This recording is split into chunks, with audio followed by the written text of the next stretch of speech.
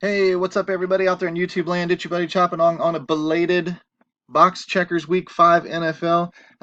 When you are senior editor of content and a contributor and a coach inside DFSArmy.com, a lot of times you get pulled in a lot of different directions, and it's very, very hard to get everything out on time that we're supposed to. So I apologize for my end of it this week with NHL debuting and with MLB going bonkers and with a lot of other things that we have going on inside DFS Army with just preseason NBA starting, all of the sport, NASCAR. We had $1,000 winner again today. I mean, it's just all of these people are just erupting right now due to the coaching sheets that we are putting together. So it makes it very, very hard to get all of the different responsibilities done that I have to get done. But, enough complaining and whining from me. Let's dive into box checkers and at least get it out with enough time to process it when we're talking about quarterbacks and running backs this week. We've already done the defenses, tight ends, and wide receivers. If you go back into my YouTube channel, you can find that. But I did want to point out, follow the DFS Army account too, because you're going to find some giveaways. You're going to find some fun things once in a while that we have to offer you guys just for following along. We just gave away a ticket to the $500,000 rake-free fantasy draft Hooters contest with a caption, "This contest," with of course, Patrick Mahomes last week looking back at the referee for not throwing what he said was looking to see if he was going to throw a flag. Now, personally, I believe him. That's what I thought at the time when I saw him look back. I was like, dang, he was looking for a flag, man. That's like next level shit right there. But that said, makes for a fun photograph to put your caption on and see if if you can make some other people laugh, because after all, Twitter's so full of all of the political baloney and all of the people complaining or showing you what they ate for dinner or whatever. We might as well have a little bit of fun with it when we can, right? And we're here for sports, so let's dive in and let's talk sports. Box checkers week 5. I've got my running backs tab opened up, and if you're new to me, click the like, click the subscribe down there at the bottom on the YouTube channel, and we are going to trim the fat off of the Week 5 slate. You've probably seen a lot of the podcasts and a lot of articles and things by now around the industry. Let's see how we line up. Let's see who makes the most sense historically in terms of hitting value based on a few key parameters that theoretically check the boxes. Very, very simple concept. And I haven't listened to a lot of the podcasts this week. Because like I said, I've been very, very busy. So this is still my original thoughts with very little outside influence. I haven't even looked at my own NFL coaching sheets by our heavy hitters inside the NFL industry. So I really am flying blind here still. And obviously go back, watch the defenses, wide receivers, all that kind of stuff, see if that stuff still makes sense. But I'm going to dive in now to the running backs, which what we're looking for is home field favored, implied to score a lot of points, getting red zone touches, getting receptions, and of course, getting goal line work inside the 5. If we can, I don't know if the research station shows inside the 5. I know it shows inside the 10. So let's dive in and start shaving some of the fat right off of the slate. Again, it's going to leave a few things off. There's going to be some road running backs that are in good spots. If Christian McCaffrey's on the road, Christian McCaffrey is still a great play. That just makes sense. But it might bring a value guy to the forefront that is not somebody that you usually think of. And that is the point that we're trying to make. So when I sort out by spread, I go down to the number filter. I say less than 0 to bring up that negative number. Let that one sort itself out. Come down to the team total. And let's go greater than 23.5. I'm really looking for over 25 points now, but I used to say 24. It doesn't matter. It's kind of semantics. But by including 23.5 and above, I get those 24 and a halves and bring in a little bit of margin for error over the number that I'm truly looking for, which is 25. And this week's a little bit lower week than usual. We've been finding some up above 30 a couple of times a week these past couple of weeks. And this week we're finding a very, very hard time getting to 30. I don't even think we have a 30. And from there, we're going to have to come down a little bit because it's a step down to the 28s. So even we're going to have to consider some 25s and 26s, which in previous weeks and previous matchups might not have even been on our radar just because of that. Now, it goes to show you, if you're predicted to score 25, 26 points versus 29 points, is it a deal breaker if you look at the 25 over the 29? No. It just means there's that many guys in a good spot, which means you have to be all that more correct in your prediction. When there are, say, 6 or 8 guys to choose from, that's when I start building multiple lineups. That's when I start looking at doing my ladders. If you've never seen the ladder system, Google DFS Army ladder system on in any of your browsers, and they'll pull right up. There's a neat little ladder up video that was done a couple of years ago, but it's still very, very relevant. And you will see the strategy at play in terms of how do we layer these contests to build for both safety and upside? How can I hit the 50-50 and give myself a chance at the 10-man league or 100-man league or something like that? Because when I used to get sick and tired of hitting those 50-50s in the top 100 and then making the top, not only the top 50, but I'd get into the top 30, I'd get into the top 20, I'd get into the top 10, and I'd finish eighth out of 100 people. And like, I only got $2 for that? Man, it is bullshit. I need more for this because this is the type of lineup that would have done better in a quintuple up or in a league, or it would have cashed in a GPP and started getting, 3 times, 4 times my money. So heck, stick it there. Put it in those things.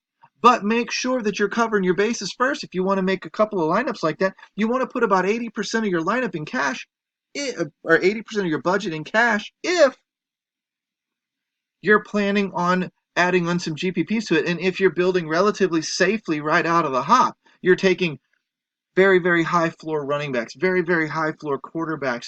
You're not taking a lot of chances with really upside wide receivers. You're taking more of the guy who's getting the targets as opposed to the guy who's running the 80-yard bomb routes. You want to make sure that you're getting a little bit of that floor in there, and then that's going to make it safe enough to play in those 50-50s and double ups and things, or head-to-heads. But then you can take a shot or two and make that lineup a little bit risky for a little bit of upside to not only get you over that 50-50 line, but get you into the top 20% where you start hitting triple ups, quintuple ups, and all those multipliers that actually unleash that avalanche of money and allow you to safely build up a bankroll week in and week out, as opposed to chasing only GPPs or chasing only cash games, because with only cash games, you're only doubling your money.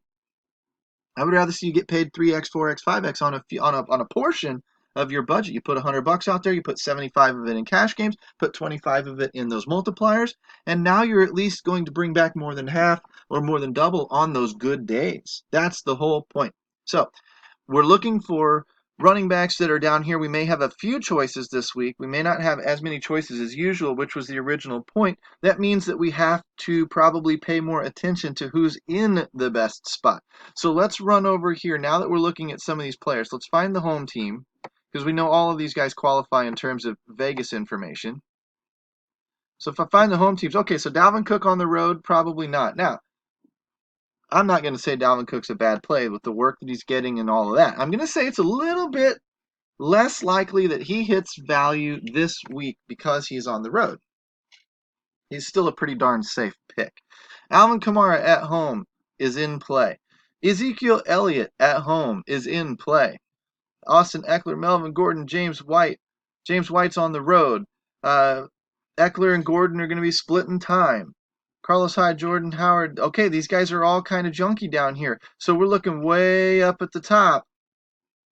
And there is no McCaffrey. He must be on the road. So we're looking at Alvin Kamara, Ezekiel Elliott. I personally, if I'm running a cash type of game, I'm probably just taking the workload that Christian McCaffrey is getting and the upside he has to break a slate in any matchup.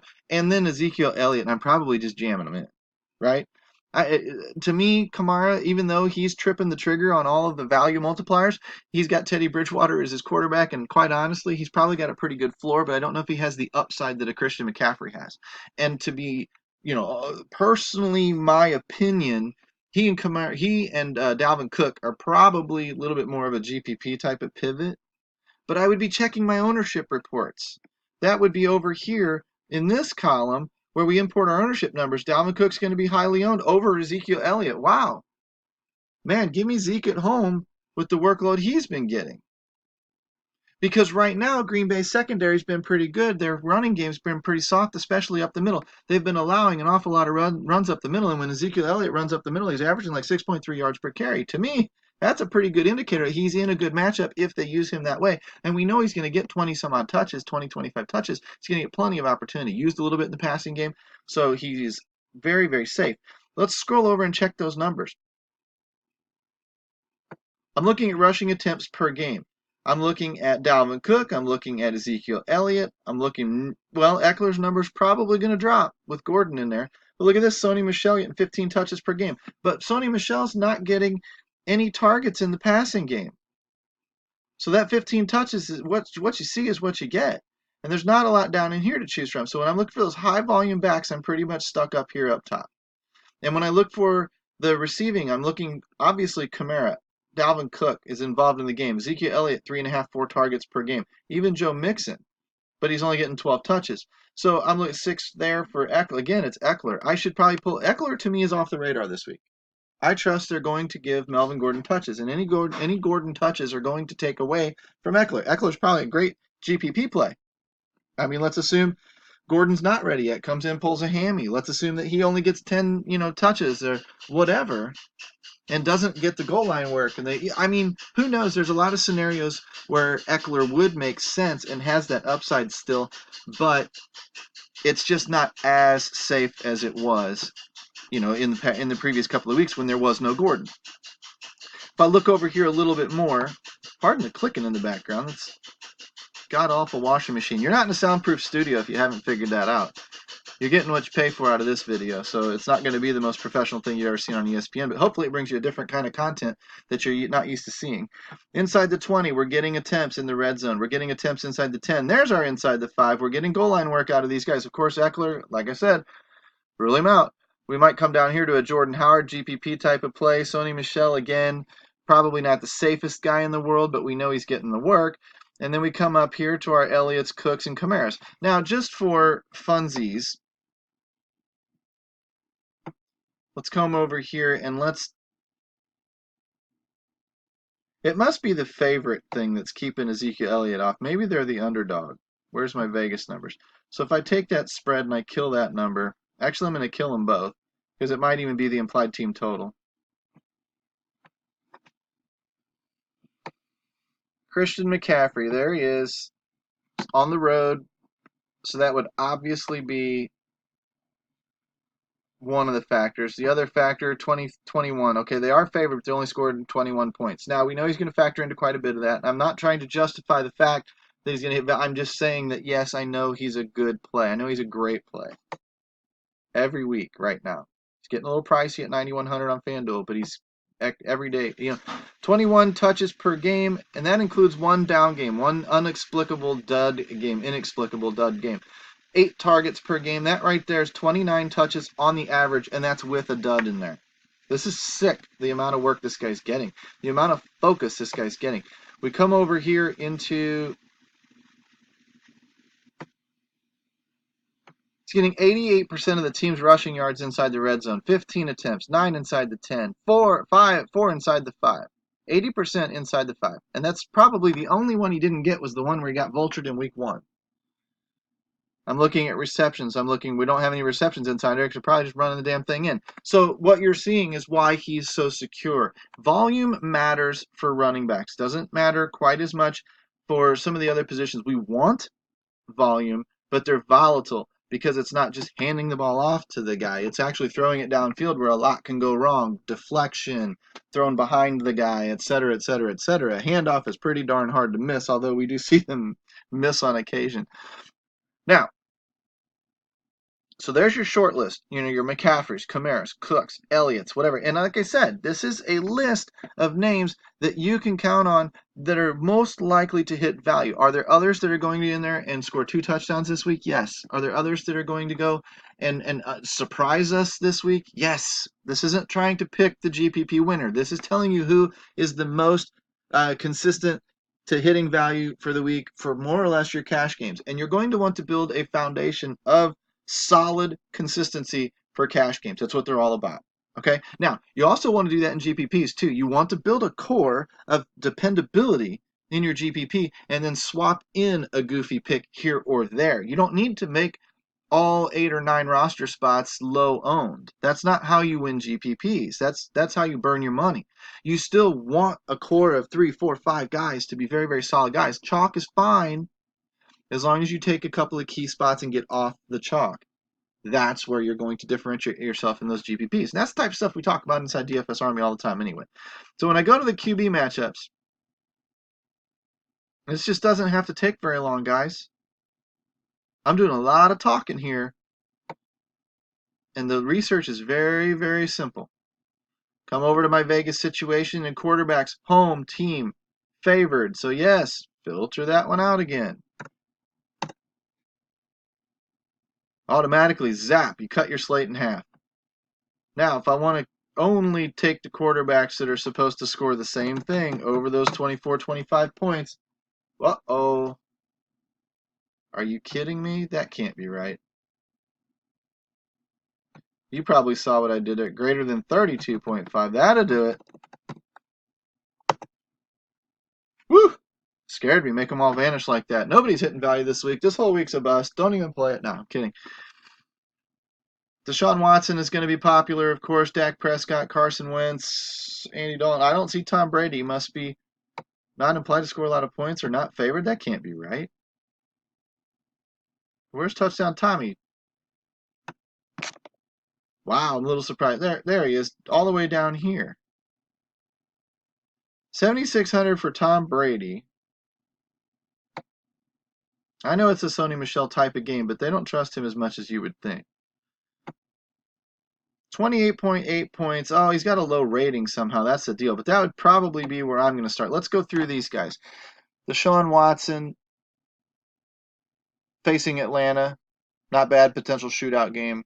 Obviously, if you wanted to run him, that's fine. But at 8,000, it's a little bit expensive. Dak Prescott. No Lamar Jackson on here. Of course, Patrick Mahomes not on the slate.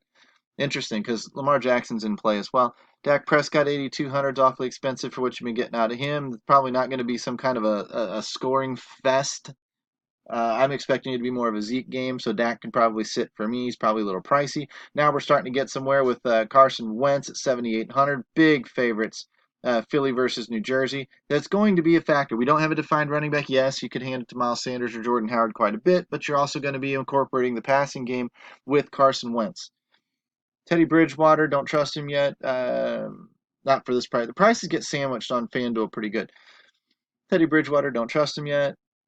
Andy Dalton, don't trust him yet. Should have obviously repeated with Teddy Bridgewater. Tom Brady, 7,600. It's cheaper than Wentz even. I know he's on the road, but he's facing Washington. Let's look at a couple of things here with Tom Brady. We already showed you 28.8 points, 15-point favorite. We know Sony Michel's probably got some troubles. Tom Brady typically throws for the first half or three quarters before they start really grinding the clock away. That happened even with LeGarrette Blount. Run down to week 5. Where are our stats right now? We want efficiency, so you're going to have to go Google total QBR and go to ESPN.com or something like that. We don't need the passing volume. We just need the efficiency. If I'm looking at opponent quarterback points allowed, Washington 29th in the league at 22 points per game to quarterbacks. I want me some Tom Brady. He's one of the cheaper quarterbacks on the FanDuel slate. That's what I'm going to be looking for. So it's really, to me, it's him or Wentz. It's kind of where I'm going. I don't think I'm going to pepper Deshaun Watson in a cash game scenario. Tournaments, yes. Dak Prescott tournaments, sure. Wentz and Brady probably are my QBs in cash games. Now, again, if I took the other guys off the list and went to where I could find... Oops, scrolled over too far. Sorry, making you dizzy again. If I took those totals down, cleared that one, and I went and grabbed a Lamar Jackson. We all know how good he is because we all know that he runs and has a rushing floor. And this year he can throw too, so that's a good sign. But Lamar Jackson, 7,100. Ooh. 7,100 under Tom Brady's 7,600 is very intriguing. Yes, he's on the road. I don't know. That is a hard number to pass up. Lamar Jackson's already broken a couple of slates this year. Okay. So that's where I would come off of that. I'd still put him on my short list. Lamar Jackson, Carson Wentz, Tom Brady, probably cash safe. Those would be, if I wanted to, and this goes back to building the ladders. When I have a larger player pool for the week of a bunch of undecideds, like I like all of these guys, then I would probably build a Lamar Jackson, Mark Andrews lineup. I'd probably build a Tom Brady, James White or Tom Brady, Julian Edelman type lineup. I'd probably build a Carson Wentz, Deshaun Jackson, or Alshon Jeffrey type lineup, whichever one's in the, I think Alshon returns. Sure, that would probably be where I would go, or maybe a Zach Ertz type of lineup. Those would be the types of things that I would build for my hybridized situations where I'm going to take that lineup and throw it in. If I put $10 on each lineup, that's $30 I'm out this week. I would take of that $10 per lineup, I'd put 5 or 6 of it in 50-50s. I'd put another $2 in a triple up, another $2 in a quintuple up, and another $1 or $2 in a 100-man league. And I'd be trying to build to win the 100-man league. But being that it's only 100 people that I'm beating, I don't have to go that crazy to win. I don't have to stack the Miami Dolphins and hope that it works. All I have to do is just take the sensible options and be right. And I can win. I can win these things with cash lineups or, more or less cash lineups any given week. Those are the weeks that you build a cash lineup and all of a sudden it's third place in a 100-man 50-50 and you shock yourself. That's the weekends that it should have been in a 100-man league because it would have paid you $8 or whatever it is on your $1, which means that $10 would have returned $9 in the 50-50, 5 in, 9 out. Would have returned another 6 for a triple up, would have returned another 5 for a quintuple up, or hell, 10. Let's whip out the old calculator, show you how this thing works, and then we'll send you off into the sunset.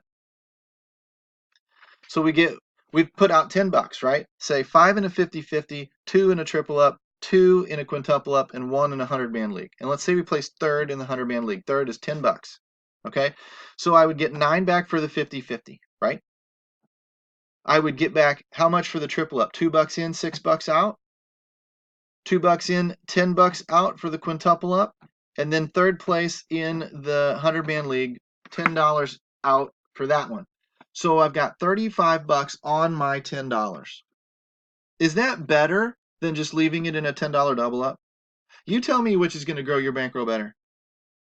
Layering it, laddering it. Reason why we call it a ladder, because as your lineup does better and better and better, it climbs the ladder of the leaderboard and it also climbs the ladder of payouts. You get more money back on the smaller investments, the $2 investments. Here's the way this works. If I put $10 in there and I only hit the double up and I get back $9, hell, it's almost paid for itself. If I just hit the triple up from there, I get back $6. Now I've got $5 in profit. Right?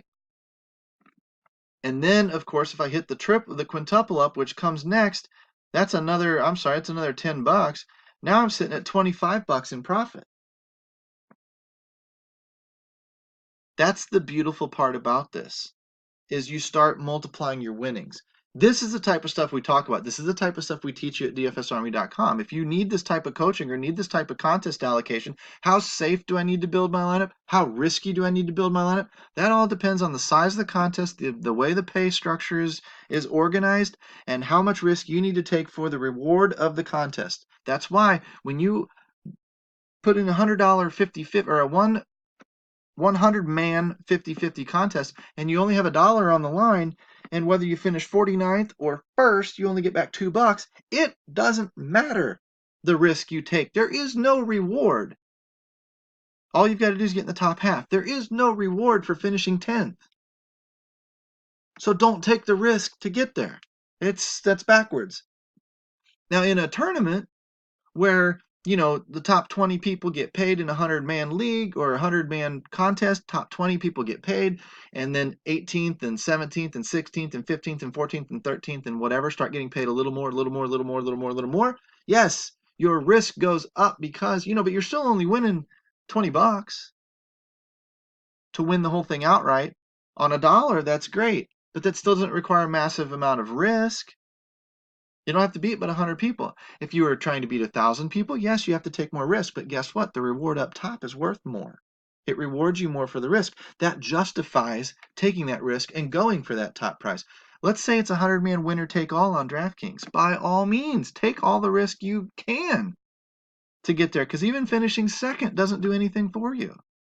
But if you're playing in those 100,000, 200,000, 400,000 person tournaments, you need to be taking massive amounts of risk, because you can turn a nickel into $500 or $1 or whatever into $10,000 or whatever the hell the payout is. And what you end up doing is you end up getting rewarded for all that risk that you're taking. That's when you would say, nobody's on the Chargers this week, let's stack the Chargers and hope they go off.